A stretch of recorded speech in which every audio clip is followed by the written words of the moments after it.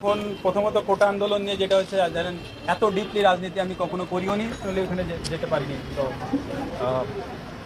Totally বলাটা খুব কঠিন। আর আগেও বললাম যে আমি এমন পরিষ্কার না যে আমাকে জনে জনে মানুষ করে। হ্যাঁ, এটা খুবই স্বাভাবিক। তবে উদ্দেশ্য যেটা আমার সেটা ক্লিয়ার, যে আমি মানুষের জন্য কাজ করতে চাই। সেই সুযোগটা যদি পাই কাজ করব। আর আগেও বললাম যে আমি এমন পরিষ্কার না যে আমাকে জনে জনে মানুষ করে। দেখেন, আমি এই জন্য আপনাদের স্বপ্ন দেখাতে আসিনি এখানে। আর গতানুগতিক যদি হয়ে থাকে, আমি গতানুগতিক কথা আমি বলতেও চাই না এখন।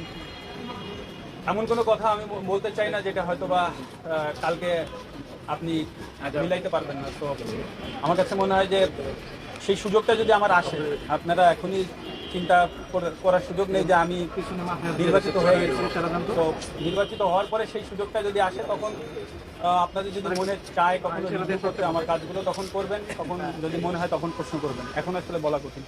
ধরেন, সাপোর্ট আলহামদুলিল্লাহ ভালো আছে। যতটুকু কথা হয়েছে বলেছি, সবাই সাপোর্ট করছে। কিন্তু যেটা বললাম যে আমি পার্সোনালি ওখানে যেতে পারিনি। তো টোটালি বলাটা খুব কঠিন। একটা প্রশ্ন তোলা হয় যে আপনি কোটা আন্দোলন বলেন বা হচ্ছে ছাত্রদের নিরাপদ সড়কের আন্দোলন বলেন, তখন যখন একটা ক্রাইসিস সৃষ্টি হয়েছিল দেশে, ওই মোমেন্টে কিন্তু আপনি দেশ নিয়ে কোনো কথা বলেননি বা চুপ থেকেছেন। তাহলে এখন আপনি দেশ নিয়ে কথা বলছেন বা দেশের জন্য কাজ করতে চাইছেন, তাদের জন্য কি কোনো জবাব আছে?